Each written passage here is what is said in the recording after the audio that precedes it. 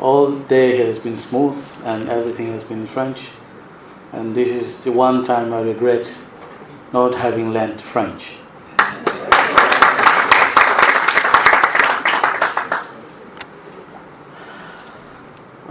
Mr. President of FIDEF, Amufo, the President of IFAC, I know we have the former Prime Minister, my colleague professionals.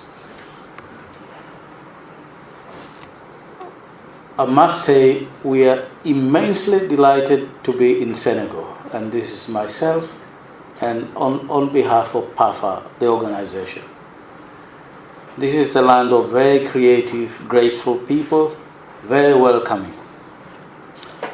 As Mamu said, back in 2010, my route to this presidency started here in Dakar, Senegal, which is the birthplace of PAFA. I was elected then as the vice president and later, of course, escalated, and I'm now the president of PAFA. I want to thank you very, very much for inviting us for the first time this year. But this is your 15th conference, and I must congratulate you for the great creativity and innovation that I observed in the past 2 days. I don't know whose idea it was to invite us to this conference, but it was an excellent idea. When I was told 2 weeks ago, I had no hesitation whatsoever. I said, I must appear in person in Dakar. This idea of conversing, interacting, is critical. And you can see in the past 2 days where there was a lot of cohesion, people from Mali, from all over West Africa coming together and talking of their experiences and sharing these experiences. And this is what makes this profession stronger. I think at this point, I must reiterate the statements of the President that PAFA stated here. And we're extremely grateful that ONECA Senegal hosted us back then and provided us the venue to have PAFA to be born. I must also recognize the contribution of some of our senior colleagues who worked very, very hard in the starting up of PAFA.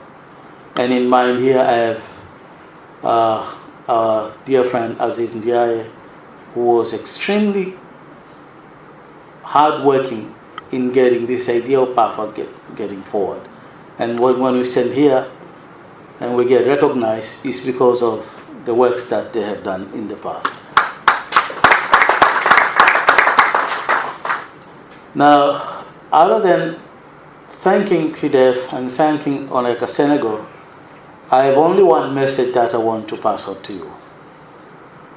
And this message is something I've observed in the past 3 months. I attended a conference of an organization known as Intosai Africa.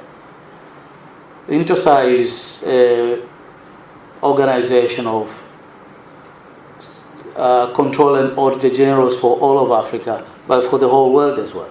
We attended a meeting of only African CAGs. What I observed there was a tendency for accountants in the public sector to completely ignore accountants in the private sector. My view is also, I think accountants in the private sector completely ignore accountants in the public sector. And this is a conversation we need to start.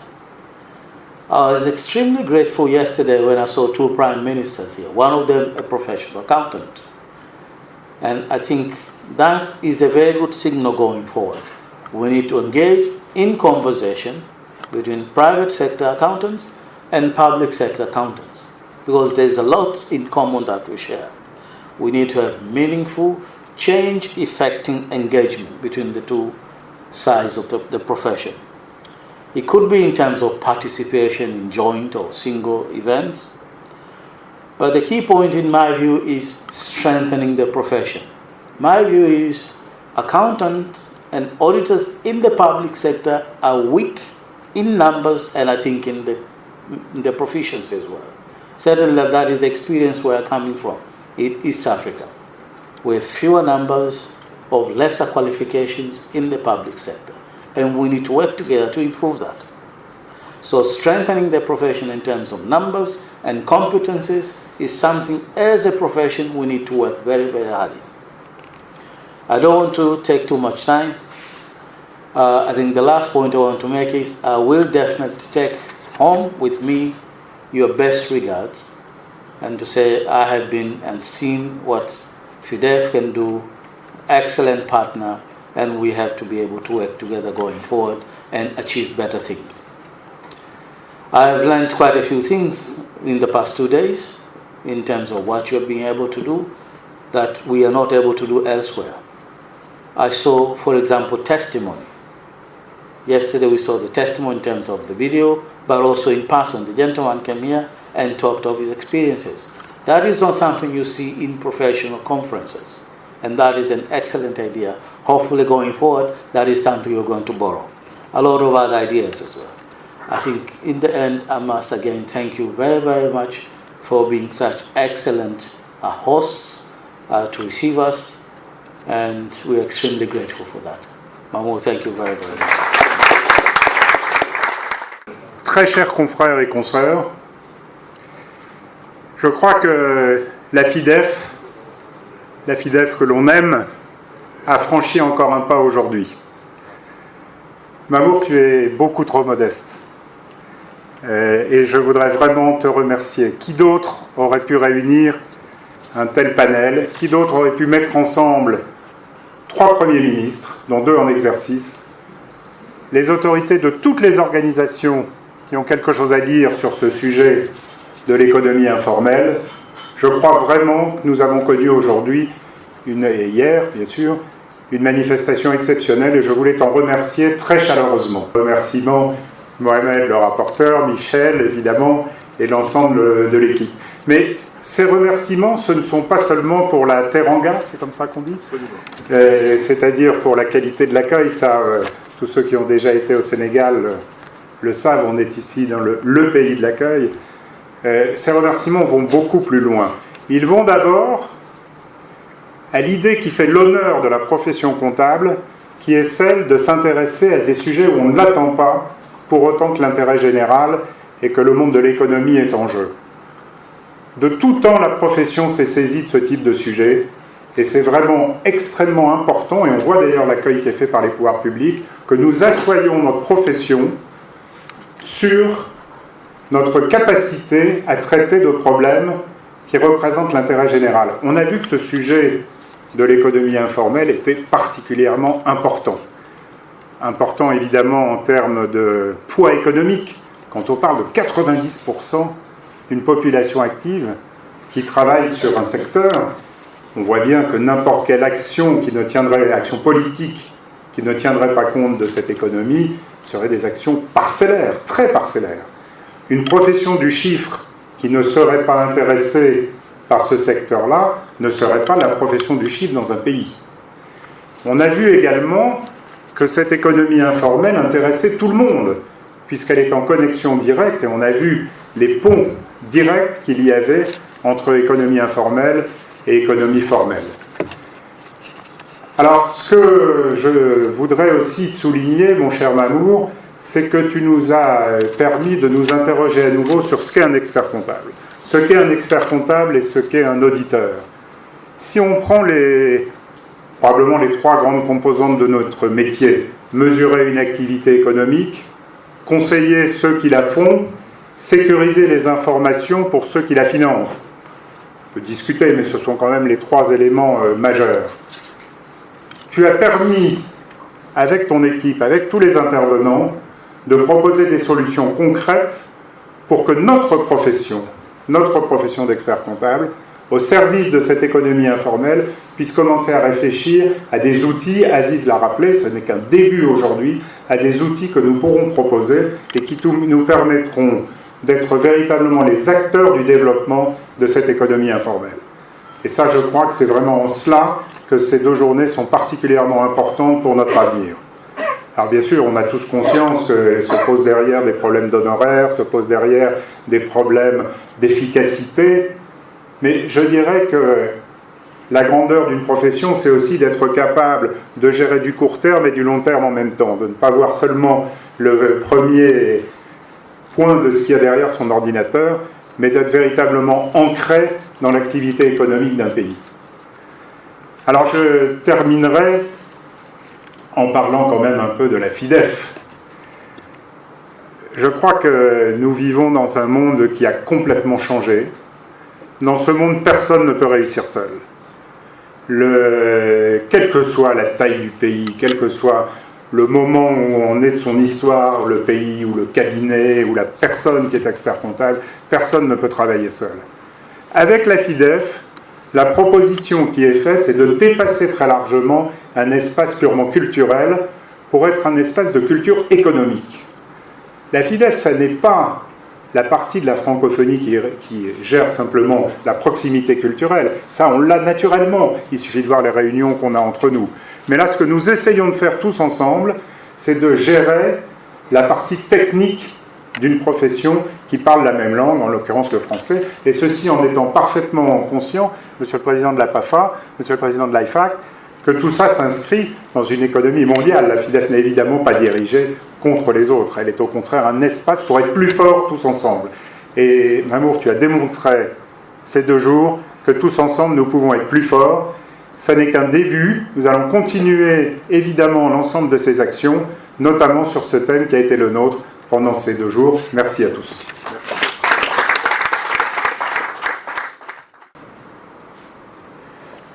J'ai déjà dit, me semble-t-il, en tout cas, au moins en privé, combien de fois les institutions et les organes de l'OHADA sont heureux d'avoir été conviés à cette manifestation. Nous sommes heureux d'être là parce que cela n'a échappé à personne. Dans leur grande sagesse, les fondateurs de l'OHADA ont perçu tout de suite qu'on ne pourrait pas parler de développement du droit des affaires, de développement des investissements en Afrique, en ignorant la profession comptable. Dès le départ. Et quand vous prenez le traité OHADA, dès l'article 2, ils ont prévu qu'il fallait prendre en charge la réglementation et l'harmonisation des comptabilités des entreprises. Nous avons connu plus tard d'autres évolutions. Mais lorsqu'il y a 20 ans, ce chantier a commencé, c'était une nécessité, il y avait un vide à combler. Je pense que le travail a été fait. Et feu Monsieur le Président Kéba Mbaye, n'oubliez pas, c'est le père fondateur de l'OHADA. C'est à lui que nous devons l'OHADA, au feu le Président Kéba Mbaye. Avait estimé qu'il fallait faire un travail bien fouillé, un travail qui soit à l'épreuve du temps qui passe. Mais en même temps, vous le savez également, puisque je suppose que vous connaissez très bien le traité OHADA, tout au moins dans ses dispositions qui concernent votre profession, ils n'ont jamais fermé la porte à la prise en compte de l'évolution du métier. C'est pour cela qu'aujourd'hui on parle des normes financières modernes, on parle des IFRS, et qu'il faut que cette matière évolue, et que cela se fasse avec la profession. C'est ce qui a été fait dès le départ. C'est ce qui se fera dans le futur très proche. Nous sommes arrivés à cette rencontre de Saly à un moment important, parce que nous nous posons des questions. Vous savez, nous avons une organisation communautaire régionale très dynamique en Afrique de l'Ouest, l'UEMOA. Nous avons une organisation sœur de l'UEMOA en Afrique centrale, la CEMAC. Mais l'OHADA, qui regroupe 17 pays, dépasse ces 2 grandes zones. C'est les 2 grandes zones de l'OHADA, l'UEMOA et la CEMAC. Mais en plus, nous avons la RDC, la République démocratique du Congo. Nous avons la Guinée-Conakry. Nous avons les Comores. Ces 3 pays n'appartiennent pas aux 2 grandes communautés sous-régionales. Nos chefs d'État ont retenu que pour le droit comptable, il faut un seul référentiel qui soit celui de l'OHADA, qui à l'origine était effectivement le seul. Aujourd'hui, nous avons à tenir compte donc de l'évolution de la profession, de l'évolution des règles, et nous avons la chance, je l'ai dit hier, d'avoir l'accompagnement de la Banque mondiale dans ce travail qui est déjà maintenant très avancé. Et nous pensons qu'en venant ici, eh bien, nous allons récolter certainement pas mal d'informations par rapport au chantier qui est ainsi ouvert. Mais au-delà, par rapport à cette question cardinale du secteur informel qui préoccupe tous nos gouvernements, j'ai eu l'occasion de le dire ce matin dans l'atelier 1 que l'OHADA a posé une panoplie de règles pour essayer d'accompagner le secteur informel, ou si vous préférez, de conduire de l'informalité à la formalité. Sans quoi, le progrès que nous avons amorcé risque de ne pas aller très très loin. On ne peut pas imaginer que 90% des acteurs économiques eh bien, soient perdus, qu'on ne puisse pas les reconnaître, qu'on ne puisse pas les identifier. Si c'est le cas, si nous devons continuer à compter sur quelques contribuables au budget de nos États, je ne sais pas si nous pouvons vraiment aller très loin. Donc nous devons trouver le moyen de traiter comme il se doit avec ce secteur informel. Et j'ai été heureux de voir combien de fois nous n'avons pas perdu notre temps ici à Saly. Je l'ai vu au sein de notre atelier par rapport à l'encadrement juridique, par rapport à l'encadrement fiscal. Nous avons posé de très belles règles sur le plan juridique. Je crois qu'on l'a reconnu. Mais comment l'appliquer? Que se passe-t-il? On réalise que même les destinataires de ces règles ne les connaissent pas. Il y a un problème. Parce que si ces règles étaient connues des intéressés, je pense qu'ils n'hésiteraient pas à y aller. Pourquoi? Parce que ça les protégerait, ça les amènerait à progresser. Cela n'est pas compris. Et je crois que ça, c'est une insuffisance du travail que nous avons fait jusque-là. Et M. Ndiaye, qui est quand même un acteur majeur dans ce que nous sommes en train de dire, qui représente un segment très important de ce secteur informel, je pense pour toute l'Afrique de l'Ouest, eh bien, tout de suite, nous sommes convenus qu'il faudrait une grande réunion entre vraiment le secteur informel et les acteurs que nous sommes dans la création des normes, dans la création et même dans l'application des normes, eh bien, qui serait vraiment indiqué qu'on se rencontre. J'ai également annoncé que le Conseil des ministres nous a déjà mandaté, nous, secrétariat permanent, pour réunir les administrations directement concernées par le problème. Il ne s'agit pas tout simplement que les experts, les quelques experts se réunissent pour poser nos règles. Encore faut-il que l'administration fiscale, qui dans cette affaire a un rôle majeur à jouer, soit vraiment impliquée. Les ministères en charge des petites et moyennes entreprises soient véritablement impliqués. Les ministères en charge du commerce, qui souvent ont des rôles assez importants à jouer dans ce domaine, soient également impliqués. Je cite tout cela pour dire que nous avons beaucoup appris ici, à Saly. J'annonçais tout à l'heure que nous avons débordé de plus de 30 minutes par rapport au temps qui nous était imparti, parce qu'on apprenait beaucoup. Parce que des acteurs du public comme du privé étaient là et nous apprenaient des choses que nous devons savoir. On m'a demandé ce matin qui est le commanditaire de la création des normes au niveau de l'OHADA.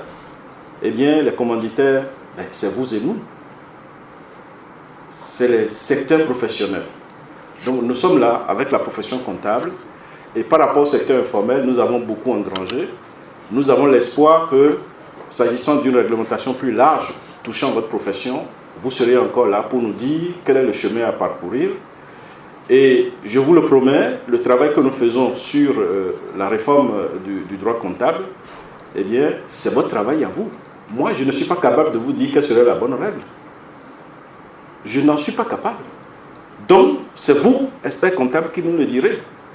Nous avons la chance d'avoir un cabinet qui a déjà travaillé pour l'OHADA. Pour lui et moi, qui va travailler également sur le projet OHADA. Mais le moment venu, il faudrait que nos experts comptables se réunissent et disent voici ce qu'il faudra comme règle dans cette matière-là pour notre zone. c'est-à-dire la zone UEMOA, mais également plus la zone CEMAC, plus les autres pays qui ont bien voulu nous rejoindre. Je ne voudrais pas aller beaucoup plus loin. Je vous remercie encore une fois et je garde l'espoir que nous saurons nous tenir par la main et aller assez loin au profit de nos États et de nos populations. Je vous remercie. Merci Manu. Je vous en prie, monsieur. Excusez-moi de ne pas parler français.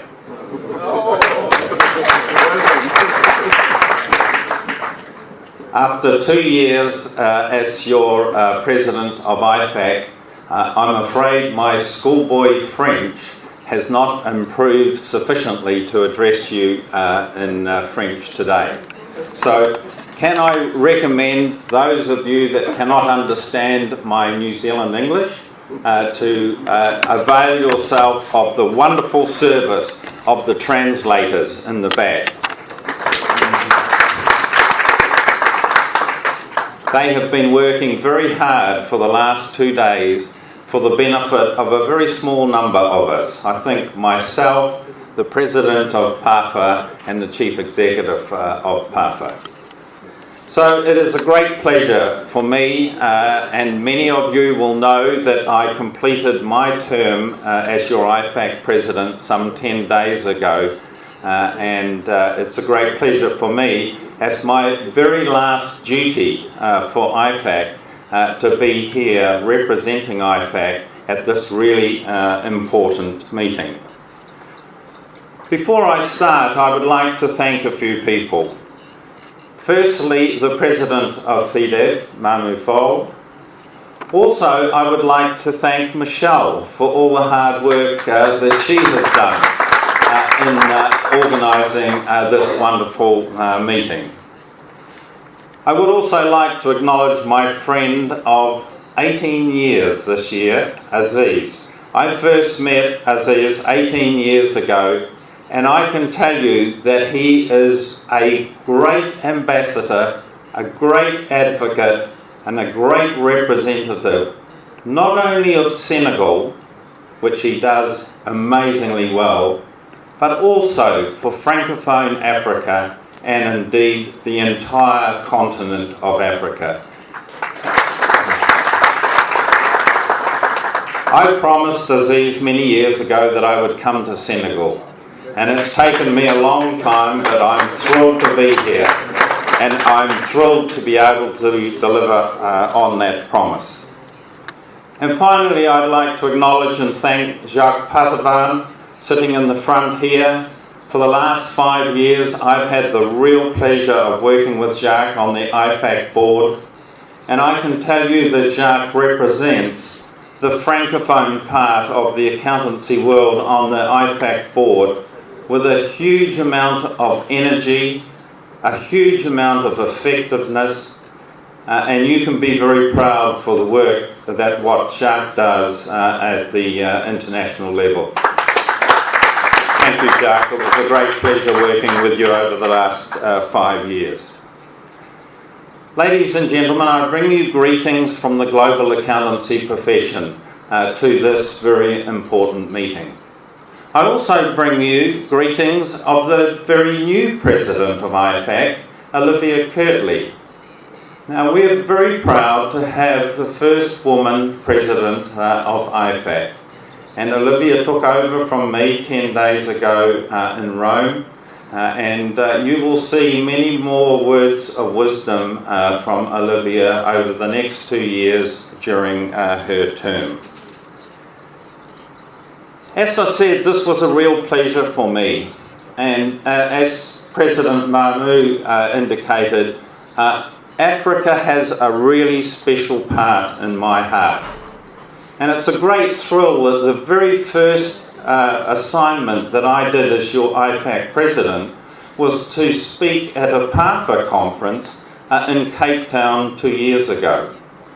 So we have a saying in English that I have bookended my IFAC career with presentations in Africa.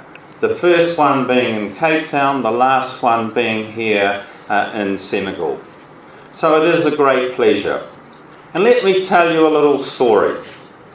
One of the last duties that I did when we left Rome at the end of the World Congress was to lead 6,500 accountants for an audience with Pope Francis at the Vatican. And I had the pleasure of meeting and shaking the hand with the Pope.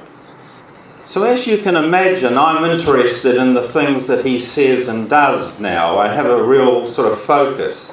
And today, he visited the European Parliament in Strasbourg. And he described Europe as a grandmother. Said that Europe had lost its fertility and vibrancy. Now, and when I look at Africa, these are my words, not the Pope's, I would describe Africa as a teenager, full of vitality and vibrancy. This is the continent of opportunity. And I congratulate you, and we will see, the world will see many great things from this continent in the not too distant future. So that's why it is a great pleasure for me to be here with you today. Now, I had a presentation prepared today which was going to tell you a little bit about IFAC and the things that we're doing, but I've decided not to present that. I will make sure that that sits up on the FIDF website. The PowerPoint slides are in French, so that will be helpful to you.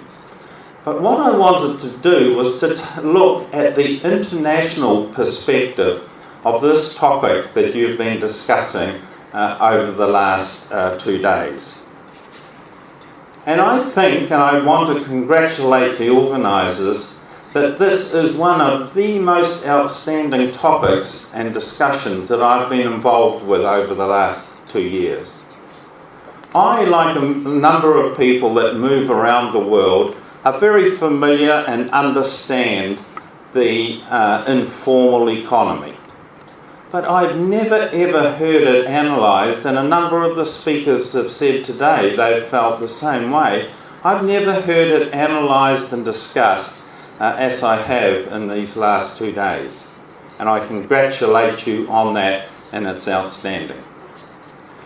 I need to take one small portion from my presentation and just explain to you what IFAC is. Many of you will be very familiar with IFAC, but some of you may not. And IFAC is the global organisation of the accountancy profession. We have 179 members and associates representing 130 countries. Many of you will say, what's happened to the other 60 or so countries that are not represented? Well, we're working very hard on that, and many of those countries exist here in Africa. So, as I said, we are the global organisation. We are made up of member bodies. We are made up of acknowledged accountancy groupings, and we're made up of regional organisations. And this global connectivity is one of the key differentiators of this wonderful profession. And it's interesting, when I talk to my colleagues in the law and the engineering professions, they know about us accountants, and they know about this global connectivity that we have. And they're very envious of it. And it's something that is a real strength to us, and it's something that we must continue to protect and enhance.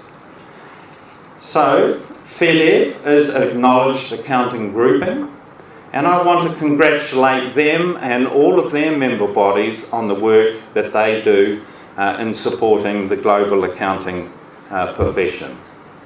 I would like to congratulate PAFA, its President Musa, and also Vincent, their Chief Executive, who was here yesterday.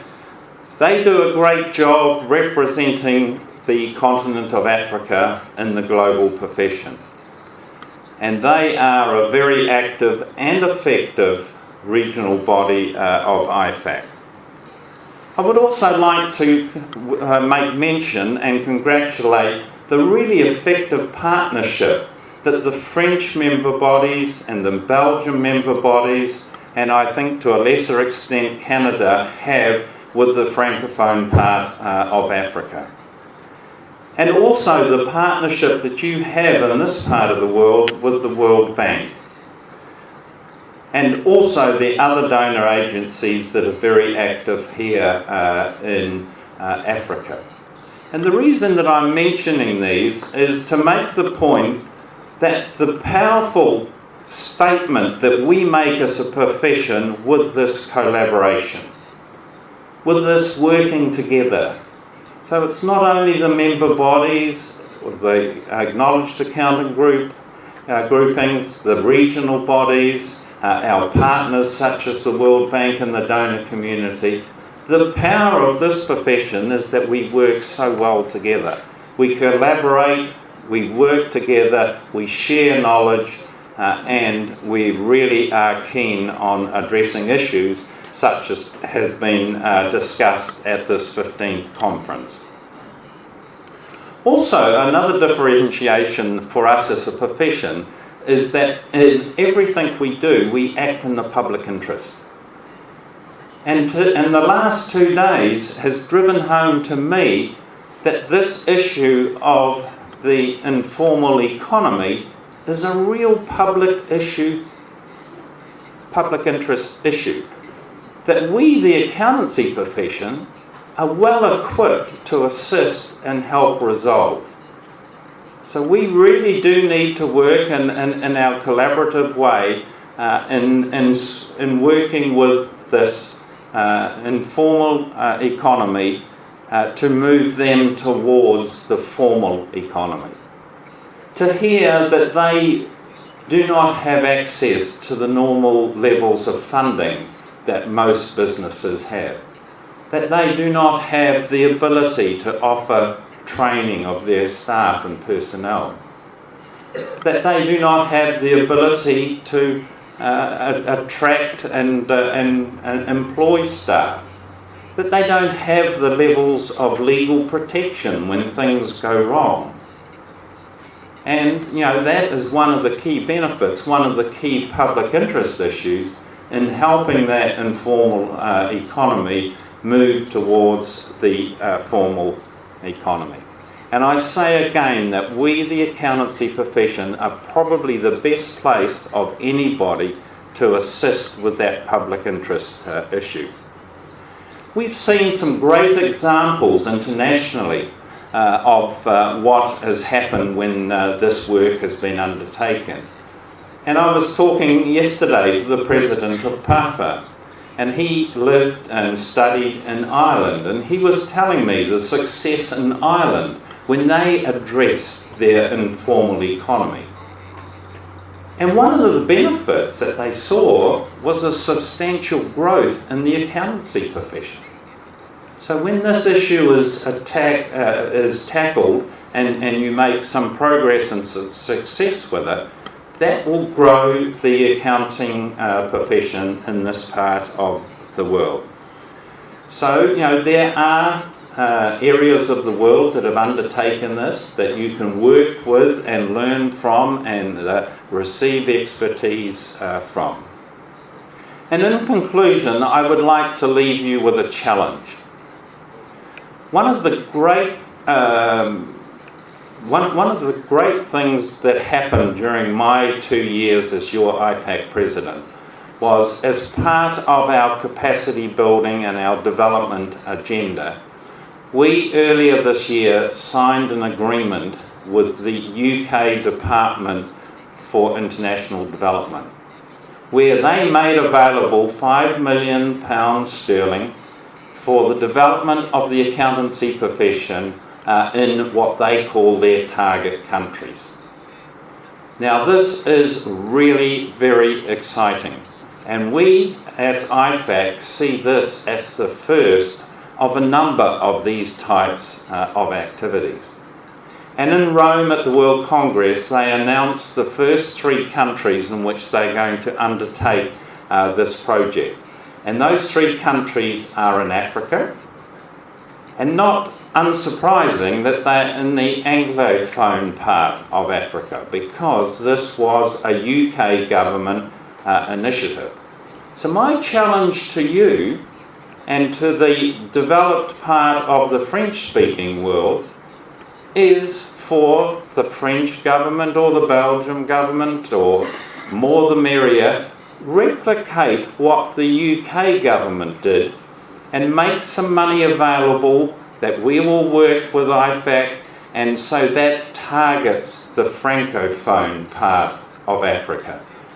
And I cannot imagine a better project for that here in Senegal, that money is used to work with the informal sector and to help the accounting profession in this part, in West Africa, and the Francophone part of West Africa, to develop the accounting profession so that they can help the informal economy move towards the formal economy.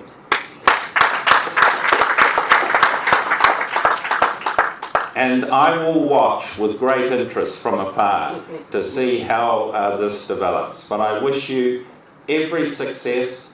I thank you for having me here over the last 2 days. It's been a real pleasure.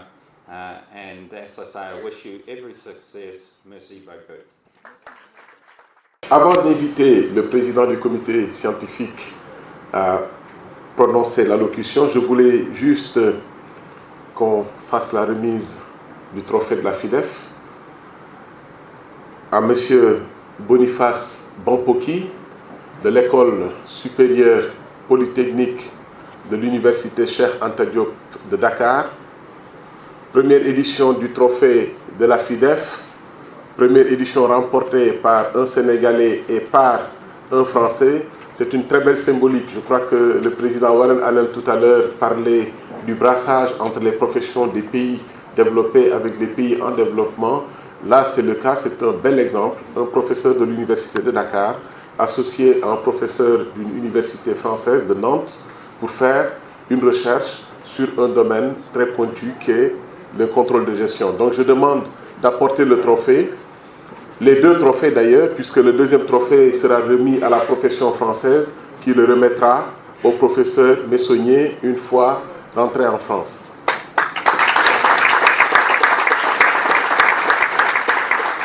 Je remercie très chaleureusement la FIDEF.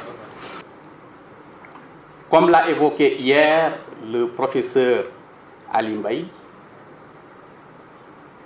on ne pourrait bâtir une économie forte sur la base de l'intuition. Mais on pourrait le faire en partie sur la base des résultats de la recherche. C'est ma compréhension du message que la FIDEF a envoyé au monde académique. Pour ma part, je m'engage en suivant cette trajectoire dessinée par la FIDEF, à aller encore très loin dans la recherche.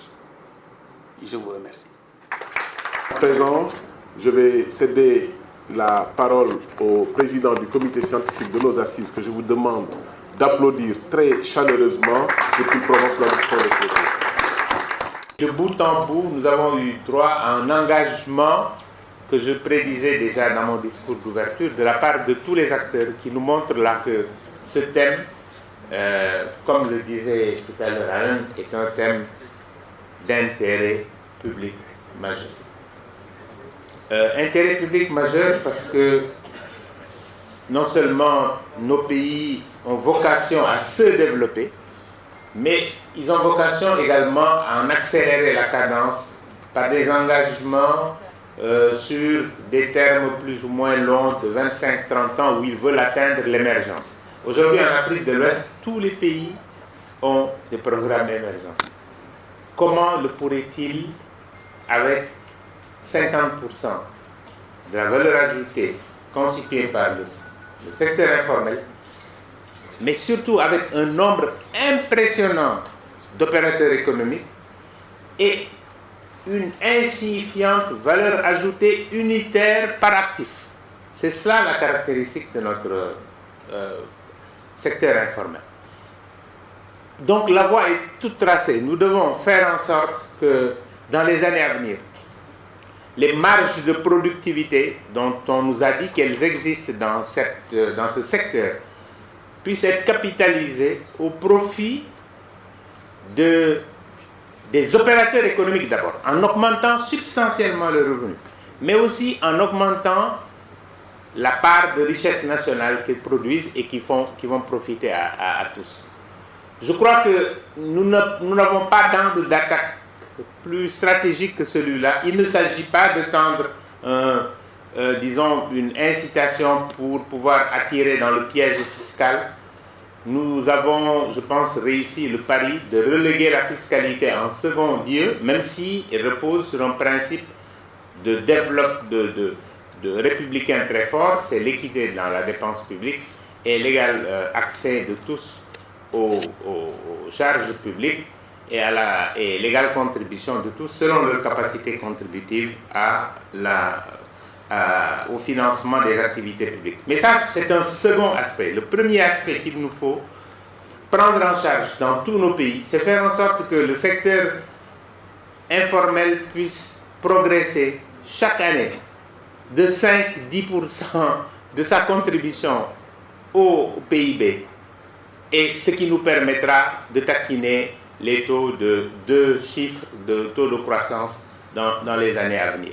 Je crois que nous pouvons le faire pour autant que nous n'ayons pas une démarche globale qui est de créer des incitations partout et de mettre tout le monde sur le même pied d'égalité. Notre maître mot doit être la sélectivité. Et de la même manière que nous allons privilégier des activités qui créent de la valeur ajoutée, qui transforment, qui créent des produits, qui réparent, etc. De la même manière, nous allons devoir ériger la PME et la PMI locale et la très petite entreprise locale en vecteur de notre croissance dans les années à venir et pouvoir lui donner toutes les incitations pour ce faire. De la même manière, nous devons mettre l'exploitation familiale rurale, les coopératives rurales, dans le même axe de succès pour permettre que, dans les années à venir, le paysan puisse augmenter ses rendements, y compris de céréales, augmenter ses revenus et permettre également la transformation primaire de ces produits, même en artisanal, dans les zones locales, de manière à allonger la chaîne de valeur et à créer également un embryon d'économie rurale dans nos pays, avec des prestataires de services, des réparateurs, etc. Tout maillon qui crée une économie dans les pays. Je crois que si nous voulons que notre message passe auprès des pouvoirs publics, nous devons le rendre de cette manière. Et nous devons le rendre en tenant compte du fait que dans l'OIF participent aussi des pays développés. Et nous devons pouvoir leur délivrer un message qui est que nous avons besoin du développement. Nous avons une exigence de développement de la part de nos enfants, de notre jeunesse. Et nous devons y arriver en faisant en sorte de rehausser le niveau du secteur informel. Je n'étais pas là à la clôture, mais dans les discussions qu'il y a eu dans les 3 groupes, j'ai retenu quelque chose qui me semblait important. C'était que nous devions évoluer entre la normalisation internationale qui doit nous permettre de nous adapter aux meilleures pratiques internationales quand elles répondent à nos besoins. Et de la même manière, nous devons développer une mise en contexte de notre réglementation, de notre droit, de notre fiscalité, de notre régime d'entreprise, de manière à avoir une réponse sur mesure et non pas à avoir un prêt-à-porter institutionnel que l'on adapte à toutes les circonstances. Nous ne devons pas être paresseux, nous devons réfléchir par nous-mêmes et pour nous-mêmes et développer une mise en contexte qui permette de dire, compte tenu des objectifs du développement, compte tenu de la spécificité de nos sociétés, compte tenu des dynamiques sociales en cours, compte tenu de la manière dont nos opérateurs économiques évoluent graduellement vers plus de productivité, nous devons faire en sorte de forger de nouveaux principes, nous devons forger des statuts et nous devons également faire preuve d'inventivité. De la même manière que nous participons à l'ordonnancement juridique international et à la vie et à l'animation des organisations internationales, et nous leur prenons le mieux de ce qu'elles ont en termes de normes, nous devons faire un effort d'adaptation. C'est indispensable. Si nous voulons nous développer, je reviens à ce que je disais hier, le développement, c'est un verbe pronominal. On ne développe pas un pays. La Banque mondiale, le Fonds monétaire, les pays ne peuvent pas nous développer. On se développe avec l'aide de ses partenaires. Et je crois qu'il faut que nous arrivions à cette compréhension et que nous la partagions avec tous nos acteurs. Nous avons parlé au cours de la tenue des 3 groupes de l'environnement juridique fiscal, de l'environnement du financement, l'environnement du système d'information comptable. Je voudrais, cela avait été soufflé dans certains groupes, je ne sais pas si ça a été ajouté par tout le monde, que nous retenions pour chaque groupe le fait que nous devons veiller à un renforcement des capacités. Il ne s'agit pas simplement de... Le renforcement des capacités est primordial. Et nous devons le faire en développant la formule du sur-mesure. Nous devons parler avec nos concitoyens du secteur informel. Et nous devons avec eux marquer les défis du futur et essayer de les relever ensemble en leur procurant les techniques qui leur permettent aujourd'hui de prendre en charge l'environnement, les prérequis de l'environnement juridique fiscal, les prérequis d'un financement adéquat et les prérequis d'une normalisation comptable, même simplifiée, qui leur permet de délivrer un système sommaire d'information financière que la comptabilité nationale intègre. Nous allons sans doute demain remettre les actes de ces assises au président de l'OIF, secrétaire général de l'OIF. Je voudrais vraiment, au nom du comité scientifique, remercier tout le monde, à commencer par le professeur Alimbaï, Michel, qui a été d'une disponibilité remarquable, vraiment de jour comme de nuit au téléphone, et qui a contribué plus que de raison au travail qui a été fait dans cette commission. Je voudrais